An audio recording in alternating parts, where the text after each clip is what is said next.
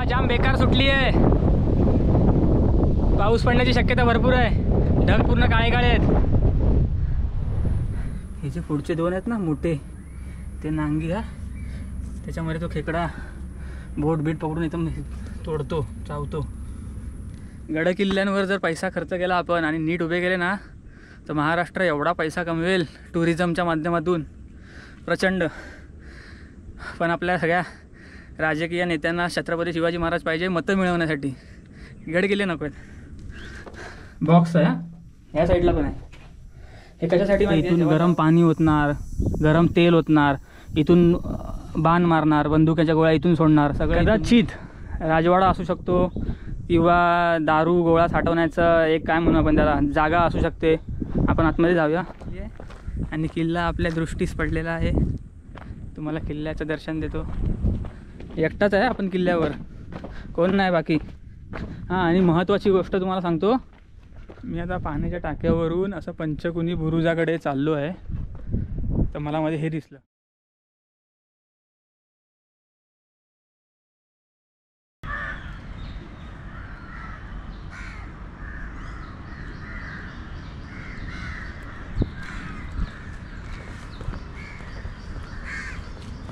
नमस्कार सर्वांना, जय महाराष्ट्र। मी चेतन रावराणे आणि तुम्हा सर्वांचं अगदी मनापासून स्वागत करतो माझ्या नवीन व्हिडिओमध्ये। आज आपण चाललो आहे रायगड जिल्ह्यातील कर्नाळा किल्ल्यावर। अतिशय निसर्गरम्य असं ठिकाण आहे ते। किल्ल्याच्या पायथ्याशी 200 प्रकारच्या अलग अलग पक्षी आहेत। आता मी ट्रेनने जातो आहे, तुम्हाला पुढचा सगळा प्रवास मी दाखवतो कसा कसा आहे, किल्ल्याबद्दल सगळी माहिती पण देईन। शेवटपर्यंत व्हिडिओ नक्की बघा। मी आता आहे गोरेगाव रेल्वे स्टेशनवर आणि आता आमची ट्रेन सुटली आहे पनवेलसाठी।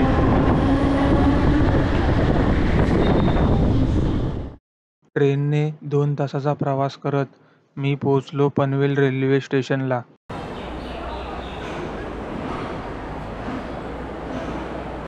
पनवेल रेल्वे स्थानकापासून कर्नाळा किल्ला सुमारे 15 किलोमीटर अंतरावर आहे। रेल्वे स्थानकावरून किल्ल्याकडे जाण्यासाठी बस तसेच रिक्षा उपलब्ध आहेत।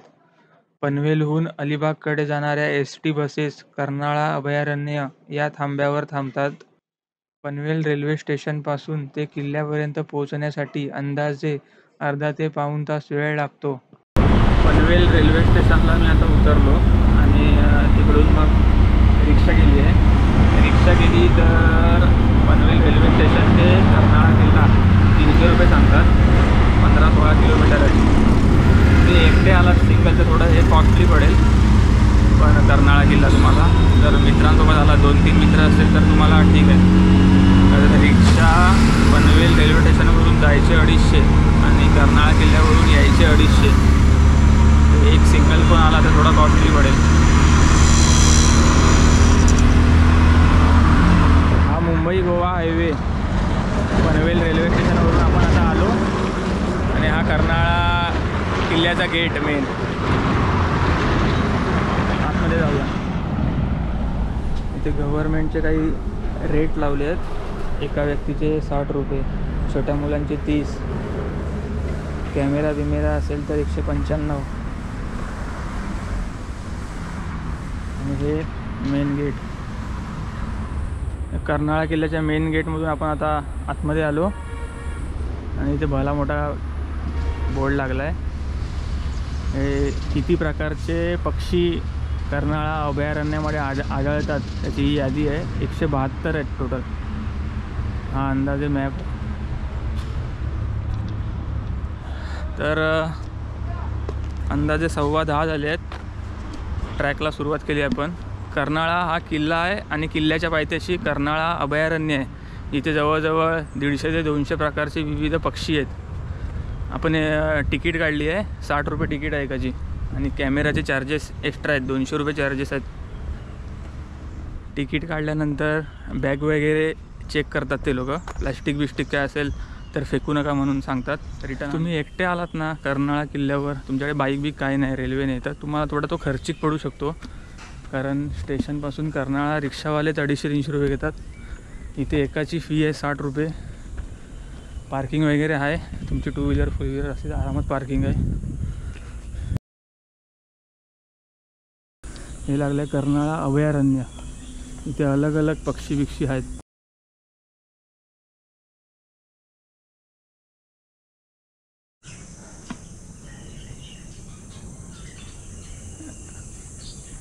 हे बघा इथे भरपूर अलग अलग प्रकारचे पक्षी आहेत. पोपट बघा. ओपन जंगल असल्यामुळे इथे अलग अलग प्रकारचे पक्षी वगैरे नाही आहेत, पण ते असं बांधून नाही ठेवलेत. ओपन बर्ड सेंच्युरी म्हणतात. तुम्हाला फिरावं लागेल जंगल बिंगल, तेव्हा तुम्हाला ते दिसतील. आता आपण इथून आलो या रोडवरून, असं जाऊन इकडे आतमध्ये लेफ्ट मारायचा. तो रस्ता जातो वर किल्ल्याकडे. आपण आता ट्रेकिंगला सुरुवात करूया. हे बघा असं इथून चालत चालत आपण आलो आणि हा ट्रेकिंग पॉईंट. इथून किल्ल्याची ट्रेकिंग स्टार्ट आहे. इथे आजूबाजूला बाथरूम वगैरे आहेत. चालू आहेत ना? चालू नाही असतात ना? चालू असतात. इथे बोर्ड लागला आहे किल्ल्याकडे जाण्याचा मार्ग. आता इथून जवळजवळ एक दीड तासाची आहे ट्रेकिंग. 1-1.5 तास आहे. चला येतो. थँक्यू.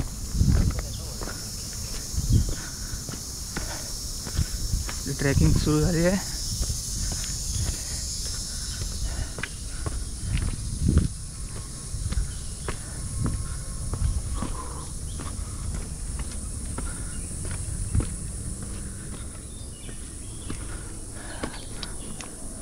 पाऊस पडला आहे. सगळं एकदम चिखल आहे. पाय बी घसरण्याचे भरपूर चान्सेस आहेत. कोण गेला आहे की नाही किल्ल्यावर माहिती नाही. सध्या तरी मी एकटाच आहे जंगलात. 2 मिनटं नाही झाली चढून आणि लगेच केवढा मोठा चढण लागला बघा. तरी बरं आहे पाऊस सुरू झाला आहे, त्यामुळे एवढं काय गरमी असं वाटत नाही. सगळं हिरवगार वातावरण आहे आजूबाजूला. हे कर्नाळा अभयारण्य. ज्यांनी कधी ट्रेकिंग केली नाही आयुष्यात त्यांच्यासाठी हा किल्ला बेस्ट आहे. मुंबईपासून एक तर जवळ पण आहे. ट्रेकिंग सुरू केली आहे, जास्त नाही 10-1 मिनटं झाली आहे आणि आपल्याला किल्ला दिसतो आहे. तुम्हाला किल्ला दाखवतो बघा इथून. तो बघा.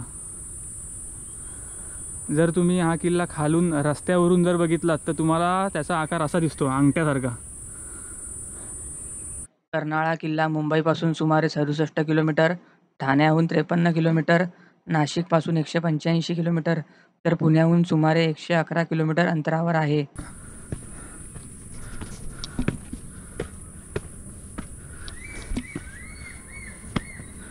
ट्रॅकिंग करताना सगळ्यात महत्त्वाचं असतं ते म्हणजे तुमचे शूज, ज्याला खाली ग्रीप पाहिजे चांगली. मी हे आताच घेतलेत, त्याला ग्रीप आहे चांगली, त्यामुळे ट्रॅकिंग करताना मला काही अशी अडचण येत नाही. हे बघा.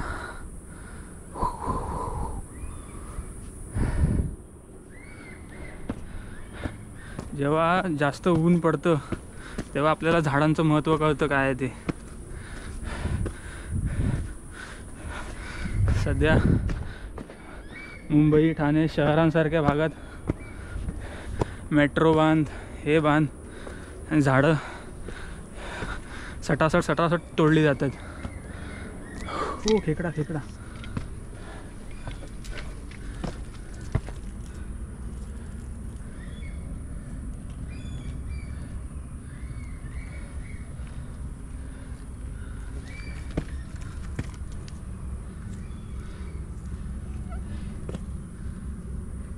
हे जे पुढचे 2 आहेत ना मोठे, ते नांगी हा.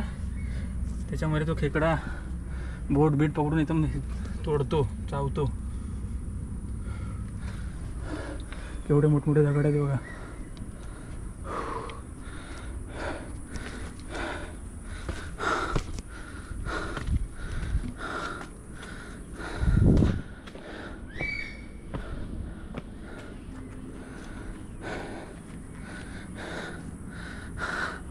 शूज सोबत पॅन्ट पण चांगली पाहिजे, लांब लांब पाय टाकायला.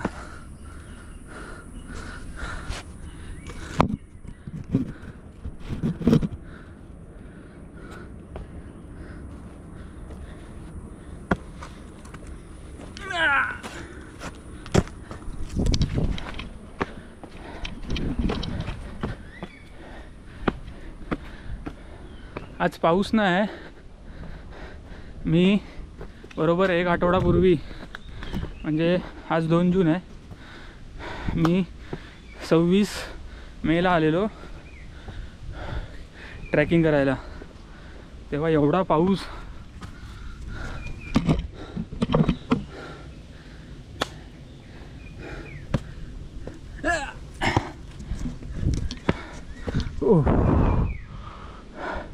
तेव्हा एवढा पाऊस होता. मी कर्नाळा किल्ल्याच्या पायथ्याशी आलो, तिकीट काढायला गेलो आणि मला सांगितलं घरी जा. किल्ला बंद आहे, भरपूर पाऊस पडला आहे, झाडं बिडं वरती जंगलात तुटून पडली आहेत. त्यामुळे जवळजवळ 500-600 रुपये माझे फुकट गेले. तुम्ही जर एकटे येत असाल तर थोडा खर्च आहे तुम्हाला. कर्नाळा किल्ल्यावर रिक्षावाले डायरेक्ट 300 रुपये बोलतात. 250 बोलल्यावर 250 रुपये घेतात. 250 जायचे, 250 यायचे, 500 रुपये जातात. इथे फी आहे 60 रुपये. कॅमेरा असला तर ते 200 रुपये. त्यामुळे मित्रांसोबत या, एकटे पण येऊ शकता. पार्किंगला पण सोय आहे. झाड बघा, मस्त हिरवगार झालं आहे सगळं. ट्रेक करायला मजा येते. दम लागतोय साहजिकच. चला.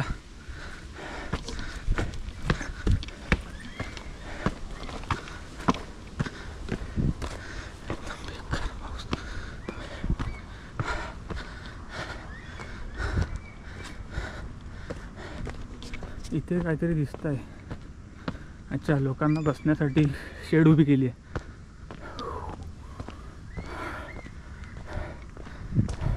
जागोजागी कचऱ्याचे डबे आहेत. 1 तो 2.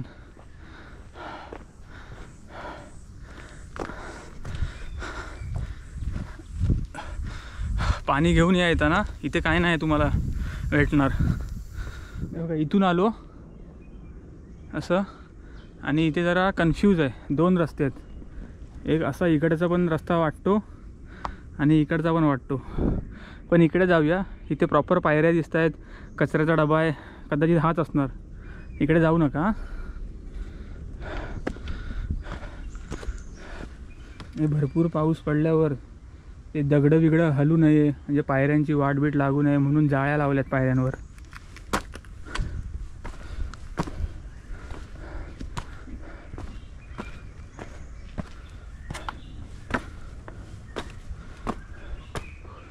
घामाने पूर्ण भिजलो आहे. यायला कळत नाही उन्हाळ्यामध्ये पाऊस पडतोय की पावसाळ्यात ऊन पडतंय. वातावरण पूर्ण बिघडवून टाकलं आहे. मे महिन्यात धो पाऊस पडतोय, जो जूनमध्ये पडायला पाहिजे. ह्याला जबाबदारसुद्धा आपणच आहोत. मोठ्या प्रमाणात गाड्या घेणं, हवा प्रदूषित करणं, भविष्यात गंभीर परिणाम भोगावे लागणार आहेत आपल्याला. तर मला विचारत असतात की काय एकटा नुसता प्रवास करतो. आता प्रवास मला फिरायला आवडतं भरपूर. जसं मी सांगितलं 15-20 गडकिल्ले केले आहेत. मग महाकुंभमेळ्याला जाऊन आलो.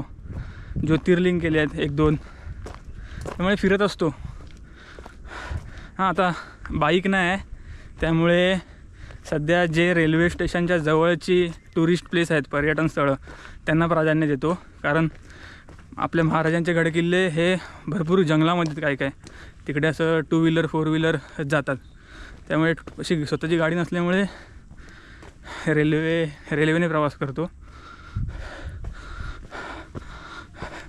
उद्या बाईक आली ना तर मजा होईल. आता जवळजवळ 1 तास व्हायला आला आपल्याला. 10:15च्या आसपास आपण काहीतरी सुरू केलेलं आणि आता 11:15 झालेत. पाणी पितो थोडं.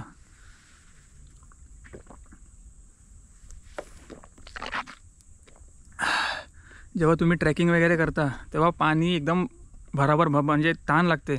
एकदम झपावता पाणी पिऊ नका. पोटात दुखण्याची भरपूर शक्यता असते. 1-1 घोट पाणी पिया.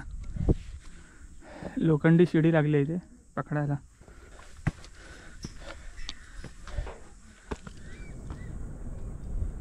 ते काय धरण? रामशेत. रामसे. आणि हा मुंबई गोवा महामार्ग. आता हळूहळू वरती चढतोय आपण. जसं जसं वर चढतोय तसं तसं एक नंबर व्ह्यू बघायला भेटतोय. हा बघा,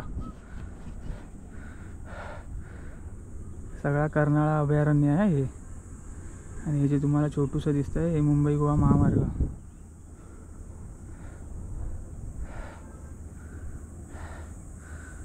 एक नंबर.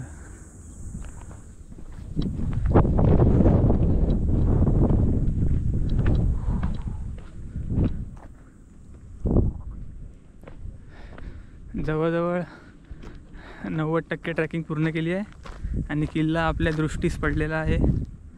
तुम्हाला किल्ल्याचं दर्शन देतो. कर्नाळा किल्ला मुंबईपासून 60-70 किलोमीटरवर असणारा, पनवेल रेल्वे स्टेशनपासून 12-15 किलोमीटरवर असणारा किल्ले कर्नाळा.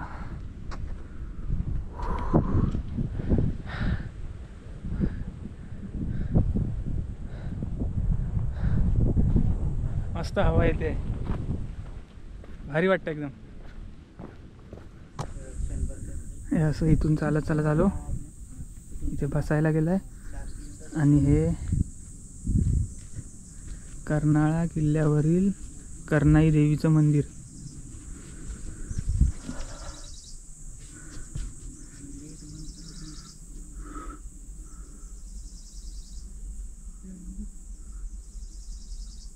देवीच्या अंगावर सोनं वगैरे घातलंय.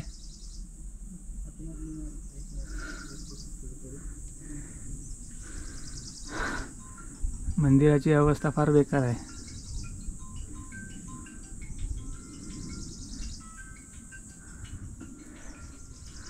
कर्नाळा किल्ल्यावरील कर्नाई देवीचं मंदिर.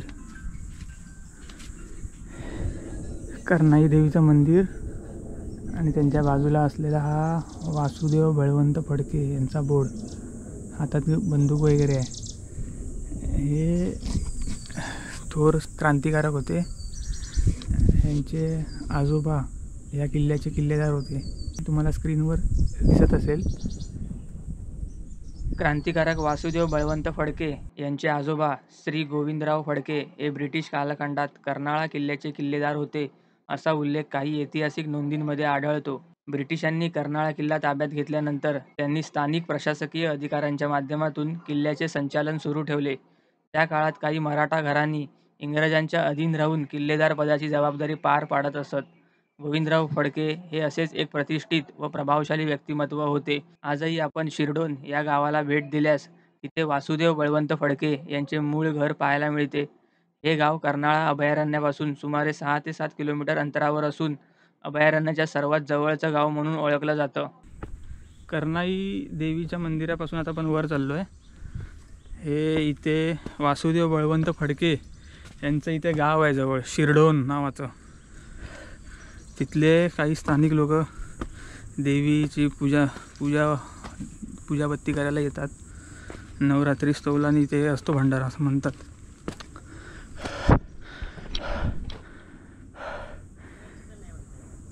किल्ल्याचा मेन दरवाजा जो तुटला आहे. साहजिक आहे, ह्याच्यात काही नवल नाही. सगळे गड किल्ले असेच आहेत. सगळ्या पक्षांना छत्रपती शिवाजी महाराज पाहिजेत, पण त्यांचे गड किल्ले नको आहेत. हा मेन दरवाजा असणार असा. किल्ल्याचे प्रामुख्याने 3 प्रकार पडतात. पहिला प्रकार असतो गिरिदुर्ग, म्हणजे डोंगराळ भागात जंगलात असं चढून जाणार, वरती डोंगरावर असणारा किल्ला. तसा आपण हा किल्ला चढतोय कर्नाळा, हा गिरिदुर्ग आहे. दुसरा भाग असतो जलदुर्ग, जो पाण्यामध्ये असतो. फॉर एक्झाम्पल सिंधुदुर्ग, अलिबागचा जंजिरा, हे जलदुर्ग झाले. आणि तिसरा असतो जो जमिनीवर असणारा, म्हणजे जो समुद्रात पण नाही, डोंगरावर पण नाही. जसा वसईचा किल्ला. जागोजागी अशा शिड्या लावल्यात जेणेकरून काही असा अपघात घडू नये म्हणून. शिड्यांना पकडून पकडून वर जायचं.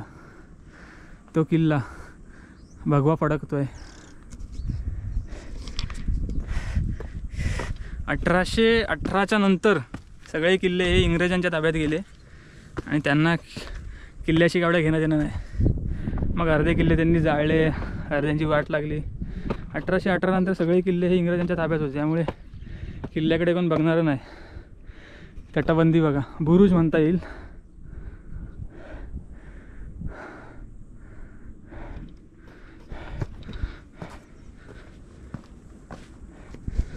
असं इथून आलो आपण.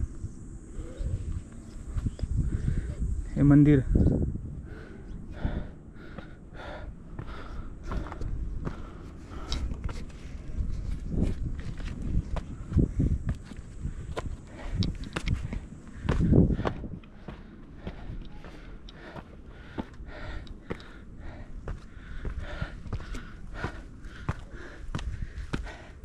आता आपल्या मागेच किल्ला तुम्हाला दिसत असेल, त्यामुळे किल्ल्याचा थोडक्यात इतिहास तुम्हाला सांगतो. कोकण किनारपट्टी आणि दख्खन म्हणजे काय म्हणू आपण त्याला, पुणे, सातारा, सांगली हा भाग, ह्या दोघांना जोडण्यासाठी एक भोरघाट म्हणून आहे. त्या भोरघाटावर लक्ष ठेवण्यासाठी या किल्ल्याचा प्रामुख्याने उपयोग व्हायचा. म्हणजे समजा इंग्रज म्हणा किंवा पोर्तुगीज यांची जे काय मालाची ने-आण करतायत काही, म्हणजे आजूबाजूच्या एरियावर लक्ष ठेवण्यासाठी या किल्ल्याचा प्रमुख उपयोग असायचा. आता या किल्ल्यावर कोणाकोणाचं वर्चस्व होतं जर तुम्ही इतिहास काढला तर यादव काळात, आता यादव म्हणजे UP बिहारचे यादव नाही तर आपल्या महाराष्ट्रातले यादव, जे औरंगाबादचे यादव प्रॉपर मराठी, ते म्हणजे इसवी सन अंदाजे 1200 ते 1300च्या आसपासची गोष्ट आहे. तेव्हा हा किल्ला त्यांच्या ताब्यात असण्याची शक्यता आहे. कारण तेव्हा यादवांचं हे जवळजवळ कोकण किनारपट्टीपासून हे सगळं औरंगाबाद हा सगळा एरिया त्यांच्या अंडर होता. त्यामुळे हा किल्ला त्यांच्या अंडर असण्याची शक्यता आहे. नंतर 1308ला हवा येते भरपूर. नंतर 1308च्या आसपास अल्लाउद्दीन खिलजी याने आक्रमण केलं दौलताबादवर. आणि मग तुम्हाला नंतर इतिहास तुम्ही बघितलं असेल सगळं, मग यादव साम्राज्य सगळं संपलं. पण हा किल्ला कोणी बांधला हे म्हणजे प्रॉपर इतिहास नाही मिळत आहे, कोणी बांधला हा. यादवांच्या नंतर हा किल्ला तुघलक यांच्या ताब्यात होता. मग बहामनी हे यांचं राज्य होतं. मग निजामशाही, मग छत्रपती शिवाजी महाराजांनी हा किल्ला जिंकला तेव्हा हा मराठा साम्राज्यामध्ये आला. नंतर मराठ्यांकडून मग इंग्रजांकडे गेला. जसं म्हणजे सांगितलं 1818ला सगळेच किल्ले इंग्रजांच्या ताब्यात गेले. पण छत्रपती शिवाजी महाराजांच्या काळात हा किल्ला आपल्या ताब्यात होता. आता वर जाऊया, तुम्हाला किल्ला दाखवतो प्रॉपर. आता या शिड्या चढून आपल्याला वर जायचं आहे.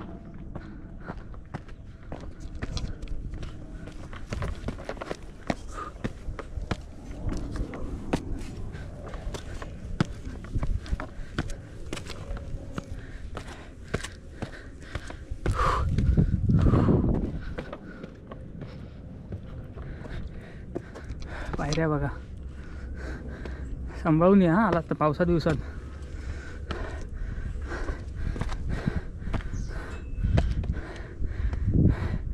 हा किल्ल्याचं काय म्हणू आपण मेन प्रवेशद्वार असेल.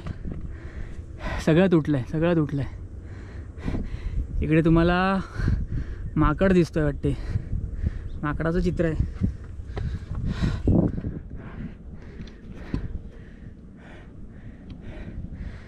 हा बुरुज, जो गोलाकार असतो ना तो बुरुज, काय अवस्था आहे त्याची बघा, कधीही पडू शकतो. हे बघा ही तटबंदी, मला वाटते की झाड म्हणजे काय म्हणू आपण त्याला, दरवाजा कधीही पडू शकतो म्हणून ते लोखंडी आपला तात्पुरता त्याला आधार दिला आहे. एवढे गडकिल्ले आहेत महाराजांचे, कोणाचं लक्ष नाही. गडकिल्ल्यांवर जर पैसा खर्च केला आपण आणि नीट उभे केले ना तर महाराष्ट्र एवढा पैसा कमवेल टुरिझमच्या माध्यमातून प्रचंड.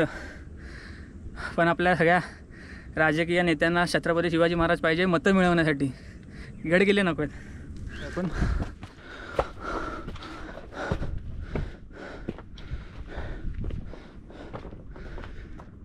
वर जाऊ नका कधी, पडाल बिडाल.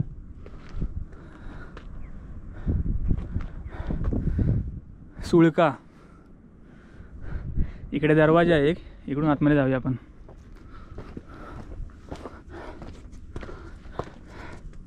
आतमध्ये जाऊया.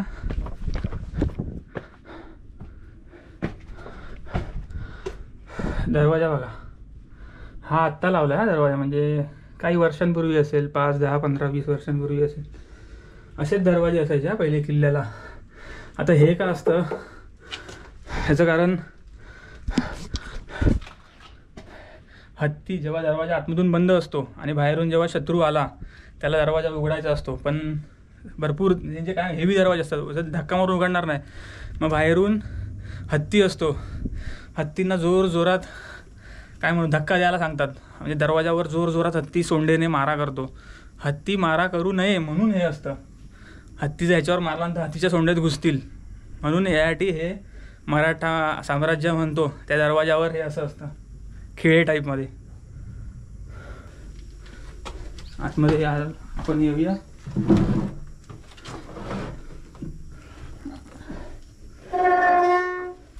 तुम्ही जर आतमधून तर बघितलात नीट तर ना इथे एक हे असतो बाई बघा, बॉक्स आहे. ह्या साईडला पण आहे.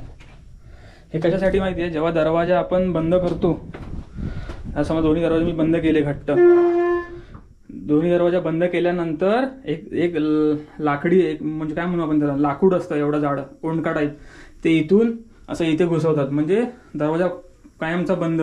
बाहेरून शत्रूने कितीही ताकद लावली तो दरवाजा उघडणार नाही म्हणून हे असतं, म्हणजे काय एक प्रकारचे लॉक सिस्टीम.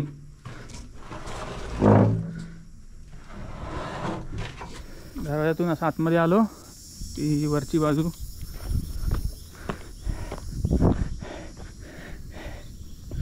हे कशासाठी तर इकडून नजर ठेवायला, शत्रू कुठपर्यंत आला आहे, शत्रू आला आहे की नाही इथून लक्ष ठेवायला. 1 2 3 4 5 6 7 8 तुम्हाला प्रत्येक किल्ल्यावर हे दिसणार. दाखवतो बघा तुम्हाला एक, हे बघा लक्ष ठेवायला. समजा शत्रू आला भरपूर तर इथून गरम पाणी ओतणार, गरम तेल ओतणार, इथून बाण मारणार, बंदुकाच्या गोळ्या इथून सोडणार, सगळं इथून, म्हणजे जवळजवळ अर्धा एक सैन्य इथेच मरेल. या प्रकारचं ही सगळी आपली मराठा टेक्निक आहे. म्हणजे मराठा साम्राज्याचे किल्ले असे असायचे, प्रत्येक किल्ल्यावर तुम्हाला हे दिसणार म्हणजे दिसणारच. लक्ष ठेवायला. ह्या भागामध्ये काही माणसं म्हणजे सॉरी काही मावळे असणार. हे बघा तिकडून आलो, ही एक वास्तू लागते. कदाचित राजवाडा असू शकतो किंवा दारू गोळा साठवण्याचं एक काय म्हणू आपण त्याला जागा असू शकते. आपण आतमध्ये जाऊया.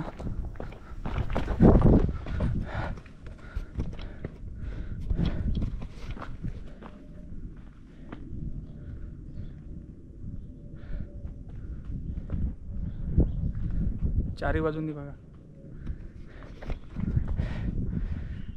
हे असं ना आपलं गावची घरं कशी असतात त्या टाईपचं एखादं तुटलं आहे. राहण्यासाठी असू शकतो किंवा दारू गोळा ठेवण्यासाठी ही जागा असू शकते.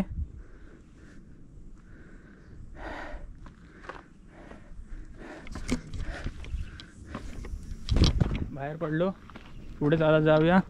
इकडे डावीकडे परत काही अवशेष दिसत आहेत. ही आपण आता बघितली ती जस्ट सेम सरळ हे काय असू शकतं.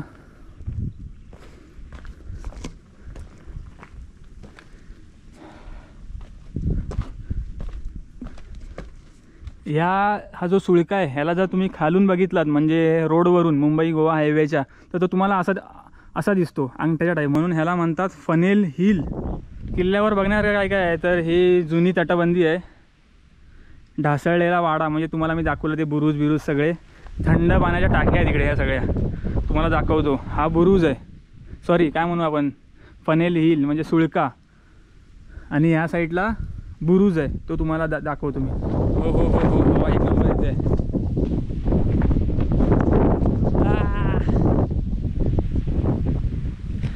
हे बघा थंड पाण्याचे टाके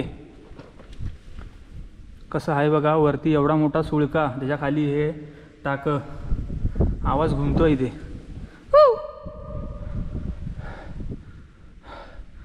हे पाण्याच्या टाक्या अजून भरपूर आहेत, मला दाखवतो.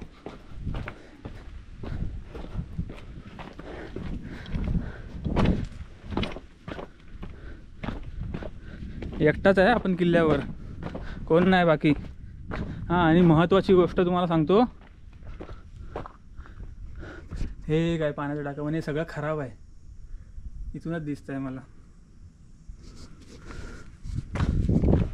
महत्त्वाची गोष्ट ही की इकडे असं म्हणतात मधमाशांची पोळी वगैरे आहेत, त्यामुळे इथे धूरबीर करू नका. हे एक टाकं, हे एक पाणी पिण्याचे, हे एक पाणी पिण्याचं आहे. इकडून जाताना सांभाळू ना.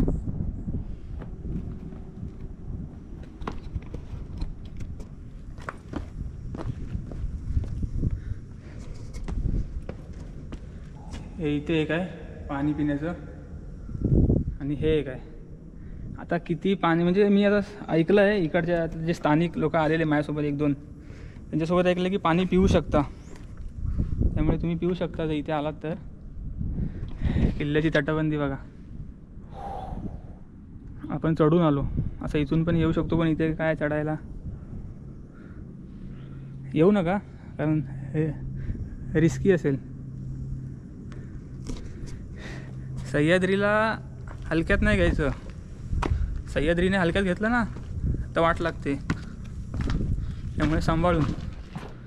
हे पाण्याचे टाके बघितले, हा काय म्हणू सुळका बघितला, त्याला फनेल हिल असं म्हणतात. आता जे मुख्य आकर्षण आहे बुरुज. मी आता पाण्याच्या टाक्यावरून असं पंचकुनी बुरुजाकडे चाललो आहे, तर मला मध्ये हे दिसलं. काय असेल अंदाजे? मला असं वाटतं की हे पूर्वीच्या काळातले शौचकूप म्हणजे म्हणतात ना आताच्या भाषेमध्ये शौचालय, ते असेल कदाचित. कारण हे बघा पाणी जायला कशी वाट केली आहे. तुम्हाला काय वाटतं कमेंट करून सांगा मला. इथे एक पाण्याचा टाका आहे.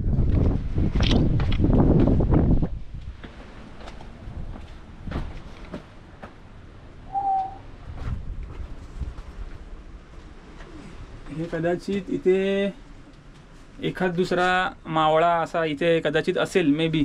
लक्ष ठेवायला, कारण हा एक मेन दरवाजा आहे त्या बुरुजाकडे जायला.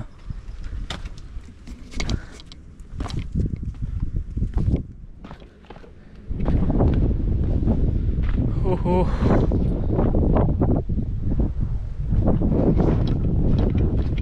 हवा आली की जरा एकदम भारी वाटतं. बुरुज हा,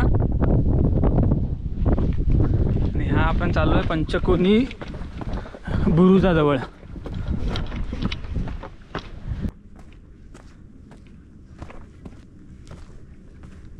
एक बुरुज तिथे पुढे जाऊया आपण.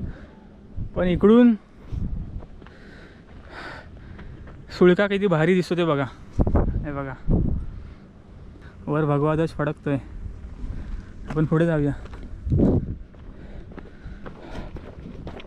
इथे एक पाण्याचा टाका आहे, पण एक पाणी घाण आहे. काय भारी दिसतं बघा. हो हो, ह्याला सह्याद्री म्हणतात. इथून अनेक गडकिल्ले दिसतात हा, म्हणजे कलावंतीन दिसतो, प्रबळगड दिसतो. पण आता सगळं धुकं आहे, त्यामुळे तुम्हाला कॅमेऱ्यातून काही दिसणार नाही. मला डोळ्यातून दिसतंय.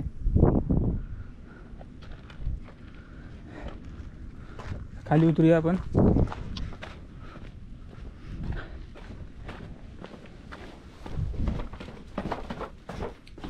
इकडे हा एक दरवाजा. बघा तुम्हाला सांगितलं ना, प्रत्येक दरवाजामध्ये असं असतंच लाकडी ओंडका टाकायला. दरवाजा बंद केला की तो ओंडका टाकायचा आणि दरवाजा कायमचा बंद, उघडायचा नाही सकाळ होईपर्यंत. इथून जरा सांभाळून. बघा पायऱ्याच नाहीत, डायरेक्ट ही.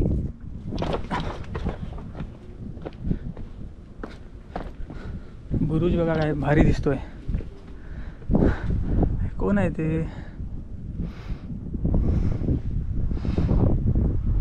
कुठल्या तरी प्राण्याचं चित्र आहे. हा बुरुज चांगल्या अवस्थेमध्ये आहे.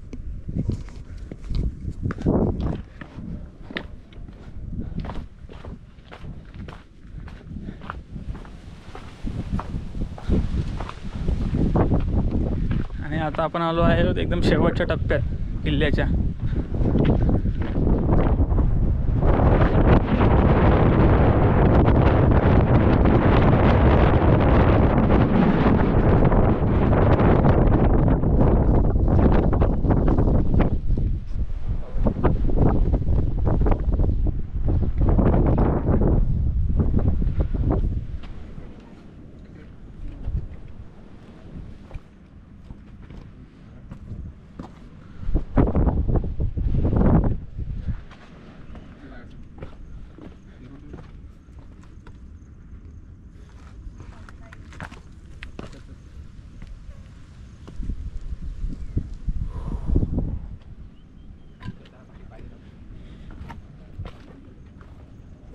महाराजांचा मावळा. तर हा पंचकुनी बुरुज बघितला, तो सुळका बघितला समोरचा ज्याला फनेल हिल म्हणतात, खालच्या सगळ्या टाक्या बघितल्या.